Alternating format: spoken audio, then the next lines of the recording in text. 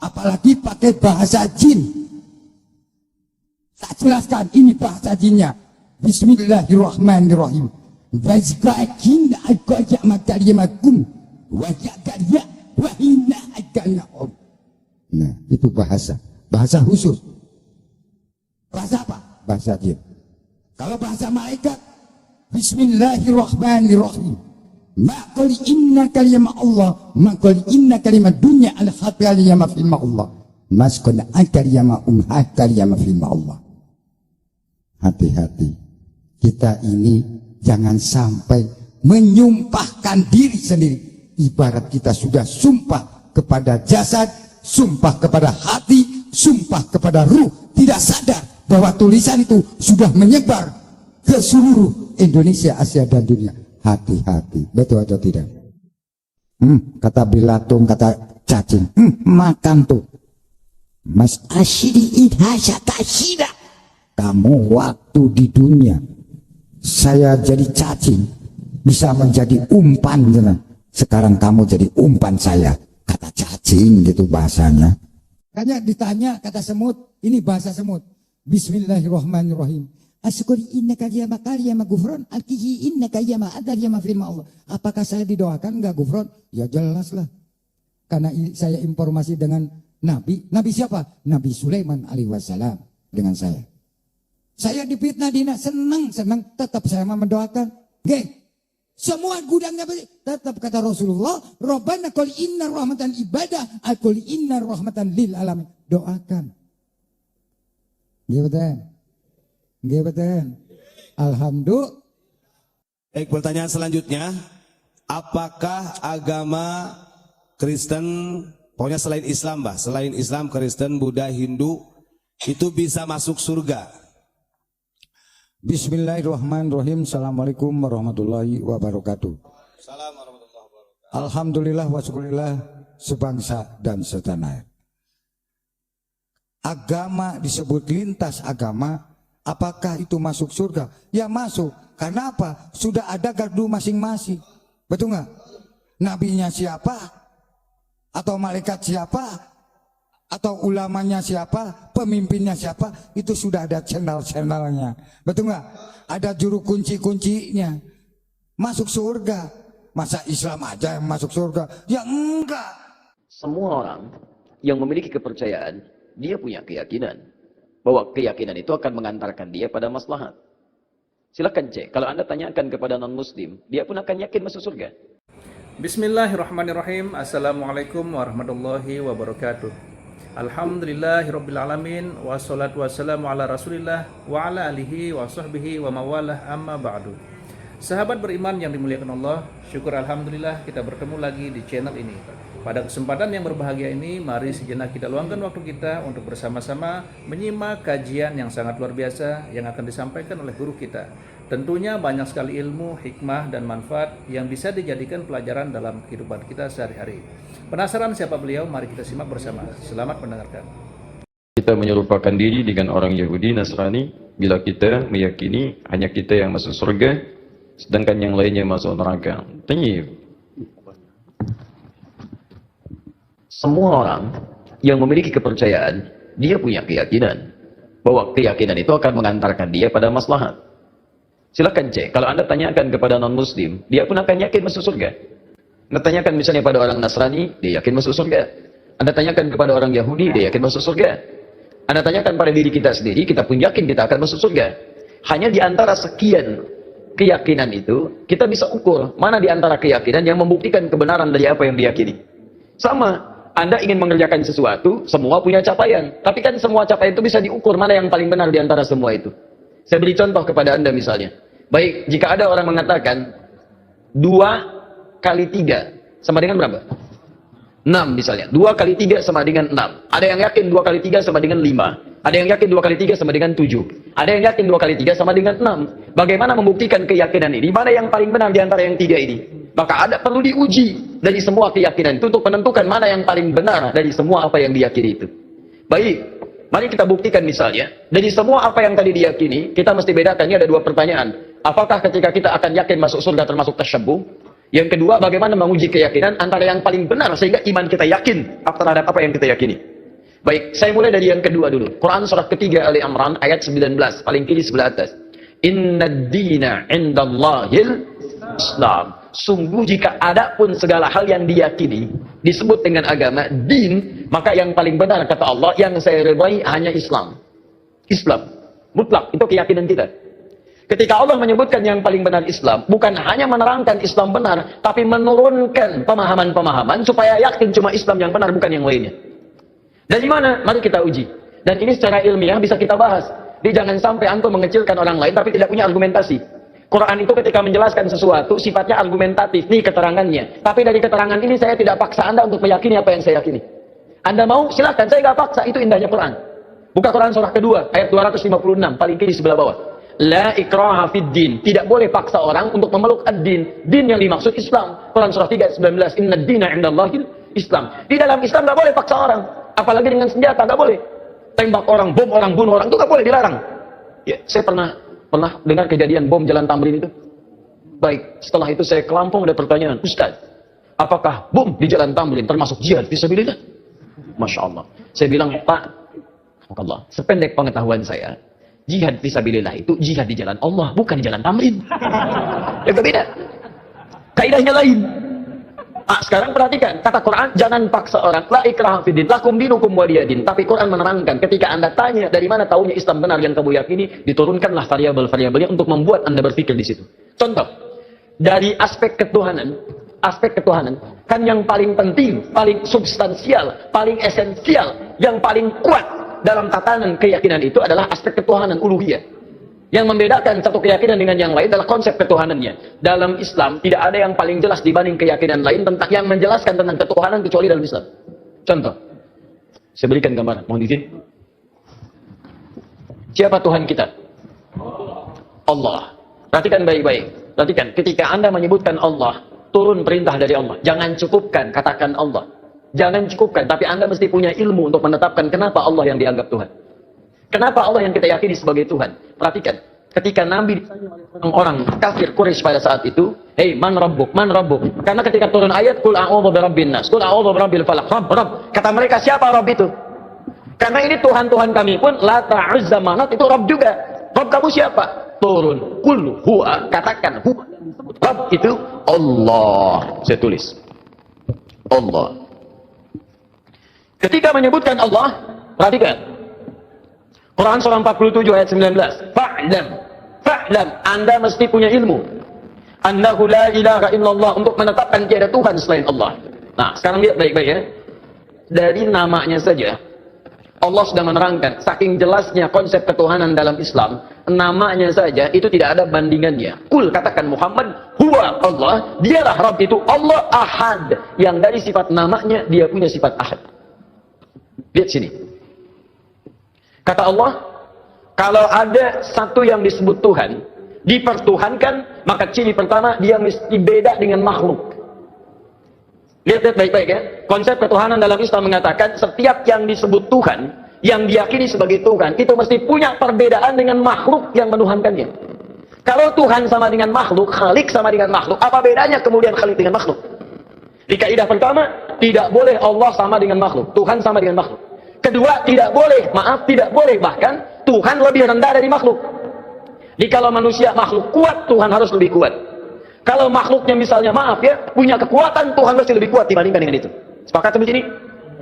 Namanya pun mesti beda dengan makhluk. Lihat, nama Tuhan Allah sifatnya Ahad. Ada Wahid, ada Ahad, itu beda. Kalau Wahid, satu masih mungkin ada dua. Itsnain, tsalatsa, arba'. Tapi kalau Ahad, satu-satunya yang tidak ada duanya. Sekarang perhatikan baik-baik. Dari segi namanya saja, itu sudah punya mukjizat. Kata Allah, nama ini tidak akan pernah ada duanya. Dan setiap Anda hilangkan setiap hurufnya akan menunjuk pada zat yang satu. Contoh. Allah. Saya hilangkan kemudian satu hamzah wasalnya. Ini. Baca. Lillahi ma fis samawati wa ma fil ardh. Saya hilangkan satu huruf masih menunjuk pada yang satu. Ahad. Lillah. Saya hilangkan satu lamnya. Lam satu hilang. Ya, pasti dia ikut hilang. Baca. Lahu mulkus samawati wal ard. Lah masih menunjuk kepada Allah. Saya hilangkan lamnya. Baca. Hu itu singkatan dari huwa asalnya. Hu singkatan dari huwa. Karena ketika Anda baca huwa wakaf di sini, maka Anda hilangkan wa-nya, baca hu-nya. Quran surah kedua Al-Baqarah ayat 255, paling kiri pertengahan. Allahu la ilaha illa huwal hayyul qayyum, wakaf di huwa. Allahu la ilaha illa wa-nya tidak dibaca. Kalau Anda ingin baca, Anda munculkan lagi huwa. Lihat ketika Anda wakaf di situ, Allahu la ilaha illa asalnya dari huwa, menunjuk kepada Allah. Kalau Anda tanya, siapa itu huwa Ustaz? Kembalikan ke ayat Quran surah ke-112. Kul huwa Allahu ahad. Kul huwa Allahu ahad. Masih menunjuk kepada Allah. Kalau saya hapuskan kemudian, ini saya hapus lagi. Kelihatan? Tidak. Setiap yang tidak kelihatan disebut dengan ghaib. Maka Allah kemudian menerangkan dalam Quran surah kedua ayat yang ketiga, alladzina yu'minuna bil ghaib. Masih menunjuk kepada ghaib itu ahad, Allah. Setiap huruf dihilangkan masih menunjuk pada zat yang sama. Itu baru namanya saja. Sekarang Anda hadirkan segala nama yang dipertuhankan di sini, tuliskan. Ambil contoh saja. Saya tidak tuliskan untuk menghormati kepercayaan yang lain, tapi kalau Anda ingin coba, silakan masukkan. Karena kita agak sensitif nih, pulang dari sini jadi tersangka nanti saya. Bisa. Ada yang mempertuhankan dengan nama misalnya, bisa dengan nama yang luas. Bisa saja. Bisa. Tulis. Buang S-nya. Jadi apa? Menunjuk pada makna yang berbeda. Buang I-nya. Jadi apa? Buang L-nya jadi apa? Buang U-nya jadi apa? Buang T-nya jadi apa? Nggak ada sama sekali. Masukkan nama-nama yang dipertuhankan, tuliskan hurufnya, tuliskan namanya. Semua nama dari kepercayaan apapun, tuliskan. Ketika Anda hilangkan setiap hurufnya, tidak akan menunjuk pada zat yang sama. Perhatikan, dari namanya saja sudah menunjukkan bahwa ini nama bukan nama biasa. Jadi benar ketika Allah mengatakan memilih namanya fa'lam annahu la ilaha illallah. Ini menunjukkan keyakinan yang paripurna, baru namanya. Saya belum bicara rububiyahnya, saya belum bicara asma wa sifatnya. Itu saya baru bicara tentang namanya saja. Maka kalau namanya saja sudah punya mukjizat jauh dibandingkan yang lainnya, maka bagaimana kemudian kita menolaknya sebagai Tuhan? Belum yang lainnya, lam yalid wa lam yulad, tidak diberanak dan tidak diperanakan. Kalau Tuhan itu hasil dari anak, berarti sama dengan makhluk. Dia kan bedanya, Tuhan Khalik mesti beda dengan makhluk. Manusia mengandung melahirkan. Tuhan tidak boleh mengandung, tidak boleh melahirkan. Kalau Tuhan mengandung melahirkan, berarti sama dengan makhluk. Jelas ya? Baik, makanya Allah menolak. Saya tidak dilahirkan, saya tidak melahirkan. Kalau saya punya sifat itu sama dengan makhluk. Kalau kalian menyamakan Tuhan, apa kalian menyembah Tuhan? Masing-masing aja aku Tuhan. Baik. Walam yakul lahu kufuwan ahad, dan tidak punya partner dalam kekuasaannya. Wah, kalau punya partner bahaya. Tuhan ini pengen begini, Tuhan itu pengen begitu. Ya, ada Tuhan pemberi nikmat, ada Tuhan pemberi azab. Begitu mau diberikan nikmat, kata yang azab, jangan, karena saya mau mengazab itu. Kata yang pemberi nikmat, jangan dulu, saya berikan itu. Ribut sama Tuhan. Jelas ya? Jadi kalau kita meyakini misalnya Islam agama yang hak, kemudian itu mengantarkan kita ke surga. Ketika Anda yakin dengan Allah disebut beriman. Iman syarat pertama mengantarkan ke surga. Karena itu ketika Allah menyebutkan kalimat surga pertama dalam Quran surah kedua Al-Baqarah ayat 25, paling kanan sebelah atas, maka disebut kalimat iman dulu. Wa basyiril ladzina amanu wa 'amilus salihati anna lahum jannatin tajri min tahtiha al-anhar. Berikan kabar pada orang-orang beriman dan beramal soleh, maka mereka mendapat kesempatan untuk bisa masuk ke dalam surganya Allah yang mengalir sungai-sungai keindahan di dalamnya. Jadi ini yang pertama. Jadi kalau ada misalnya, mohon maaf, orang-orang meyakini, oh agama saya benar mengantarkan ke surga, kita bisa uji dengan keterangan-keterangan dalam Al-Quran. Jelas ya? Tayyib. Sekarang apakah kalau orang Yahudi Nasrani meyakini masuk surga, kita meyakini sama tasyabbuh? Anda pahami dulu apa itu tasyabbuh. Sehingga dengan memahami kalimatnya kita bisa menerangkan hukumnya. Nah, sekarang ini banyak orang menyimpulkan satu hukum tapi tidak paham dengan esensinya. Tasyabbuh itu artinya menyerupai perbuatan-perbuatan yang dengan penyerupaan itu mengesankan dia bagian dari orang yang mengerjakannya. Bisa. Tasyabbuh itu dibagi dua. Tasyabbuh yang sama sekali. Nggak boleh. Yang terkait dengan ibadah kita. Antum kenal Kiai Haji Muhammad Hashim bin Asy'ari pendiri NU? Kenal di mana? Luar biasa memang ini. Utsman bin Affan kenal. Ini Umar bin Khattab kenal. Luar biasa ya. Kiai Hashim kenal. Dia sudah wafat, beliau sudah lama wafatnya. Kiai Haji Muhammad Hashim bin Asy'ari bin Abdul Wahid bin Abdul Halim. Abdul Halim dikenal dengan Sultan Hadi Wijaya, ya, atau dikenal dengan Pangeran Benawa. Bin Abdullah dikenal dengan Joko Tingkir. Bin Abdul Aziz bin Abdul Fattah bin Abdul Rahman. Walid dan Aidul Yaqin, anak dari Sunan Giri. Baik, anak Maulana Ishaq, anak dari Sunan Giri. Jadi masih nyambung ke Sunan Giri. Saya sebutkan tadi malam, ya, Sunan Giri punya beberapa anak, di antaranya adalah terhubung kepada ayahandanya Maulana Ishaq. Beliau mendirikan Nahdlatul Ulama tanggal 31 Januari tahun 1926. Menulis 19 kitab. Saya punya semua kumpulan kitab beliau. Itu kitab keduanya. Namanya Risalah Ahlus Sunnah wal Jamaah. Masya Allah, sangat luar biasa kajian yang sudah disampaikan oleh guru kita. Sahabat beriman yang dirahmati Allah, tetaplah di channel ini karena kajian ini belum selesai. Tentunya masih banyak lagi hal-hal menarik yang akan kita dengarkan bersama dari guru kita. Tetaplah di channel ini dan mari kita lanjutkan kembali. Selamat mendengarkan. Buka di halaman ke-14. Paling kanan sebelah atas, baris yang kelima sampai 7. Ujung baris yang kelima sampai ke baris nomor 7. Itu beliau mencontohkan tasyabbuh paling gampang dipahami yang terjadi di Pulau Jawa dan sekitarnya di Nusantara. Dibuka di halaman ke-9, paling kiri sebelah atas, faslun, fasal, pembahasan fi dhuhuril bid'ah fi ardi Jawa. Tentang munculnya bid'ah. Bid'ah di sini bukan masalah fikih tapi akidah, keyakinan. Ya, di negeri Jawa, di Pulau Jawa. Kemudian wantisyariha wal mubtadi'ina fiha, dan penyebarannya bagaimana dia menyebar serta tokoh-tokohnya. Di antara yang disebut dengan bid'ah adalah tasyabbuh fil aqaid. Menyerupakan dalam keyakinan-keyakinan di pemeluk lain. Apa di antaranya kata beliau? Pada masa penjajahan dulu itu, datanglah kemudian para penjajah, plus bukan dengan penjajahan saja, tapi dengan keyakinannya. Mereka membangun kanais, pusat-pusat ibadah mereka. Ya, kalau dulu yang datang itu Portugis, maka dia bangun gereja, kemudian juga Belanda datang bangun gereja. Ketika dibangun, dia kemudian mengajak dengan misi supaya orang-orang konvert pindah agama pada keyakinan mereka. Bagaimana caranya? Salah satunya dengan tasyabuh. Mengajak kemudian dengan pakaian-pakaian, ya, ciri khas pakai topi-topi khusus, pakaian-pakaian khusus dengan pakaian yang dipakai mereka untuk ibadah. Ada yang memberikan biskuit, ada yang memberikan makanan macam-macam. Kata beliau, memberikan fatwa pada saat itu, siapa yang bertasyabbuh mengenakan pakaian bizayyihim, pakaian-pakaian khas mereka. Misal, maaf, ya, pakaian topinya dipakai. Kemudian bisa menggunakan pakaian-pakaian tertentu yang memang digunakan untuk kepentingan ibadah agama tertentu. Maka beliau hukumi yang seperti itu tasyabbuh bil kufri fahuwa kafirun wa haramun. Yang seperti itu dihukumi dengan haram. Tasyabbuh itu artinya menyerupakan dari perbuatan yang dengan perbuatan itu menunjukkan pola ibadah tertentu, pola keyakinan tertentu yang dilarang dalam Islam. Jelas? Ada orang beda kepercayaan dengan kita, dia mengenakan pakaian, tak ikuti pakaian itu disebut tasyabbuh yang dilarang. Ada orang punya kebiasaan, misal ada ulang tahun, tiup lilin, tiup lilinnya, tiup gak mati-mati, ya, masya Allah, karena lilin ditutup dengan gelas, ya kan, masya Allah. Bisa gak mati-mati, tiup, nah itu kebudayaan yang dilarang. Valentine misalnya kan, Valentine, 17 Februari, kebudayaan datang dari luar. Ya, bertentangan dengan nilai agama, merusak akidah, muncul banyak yang haram di situ, ikhtilat di antara remaja, haram. Anda ikuti tasyabbuh dengan itu, haram hukumnya. Itu yang disebut tasyabbuh. Ya, tapi kalau tasyabbuh dalam muamalah yang dibenarkan itu gak ada masalah. Misal orang Yahudi pakai pesawat, kita pakai pesawat itu gak ada masalah. Ya, jangan diserupakan. Pesawat, Yahudi pakai pesawat, saya pakai pesawat, haram. Masya Allah. Tiba-tiba datang panggilan haji, menunaikan ibadah haji. Baik, hei, siap berangkat besok haji, masya Allah, siap. Pakai apa? Pesawat, haram ah. Mau pakai apa? Kuda aja, mahal. Bagaimana pakai kuda dari Lombok ke Mekah? Susah. Ya, itu handphone. Orang Nasrani pakai handphone, antum pakai handphone. Ya, jadi jangan diserupakan. Oh, Nasrani handphone, saya pakai handphone, berarti haram. Tidak.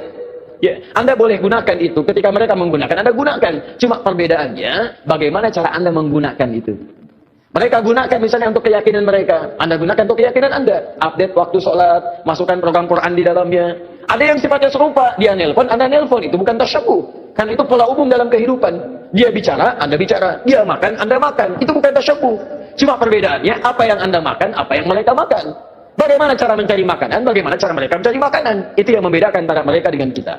Makanya orang beriman ketika mencari makan pun disebut kalimat imannya dulu. Quran surah kedua ayat 172. Paling tinggi sebelah atas.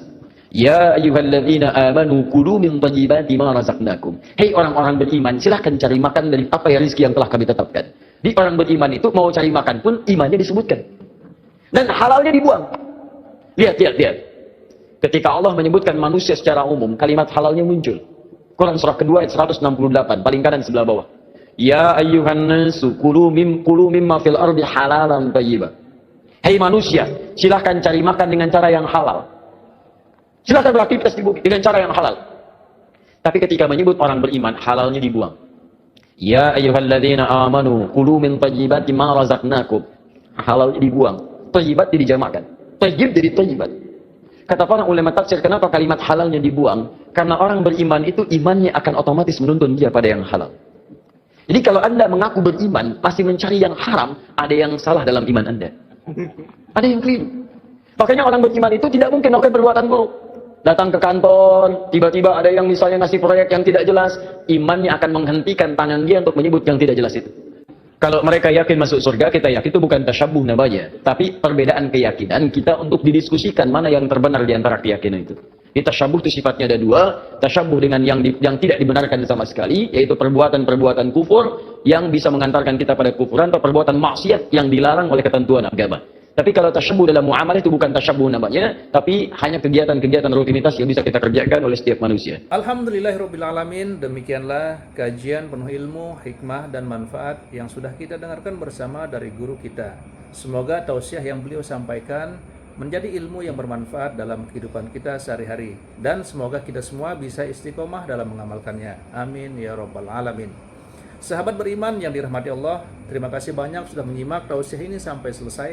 Doa dan harapan saya semoga sahabat semua selalu diberikan kesehatan, dimudahkan segala urusannya, dan dilancarkan rezekinya. Amin ya rabbal alamin.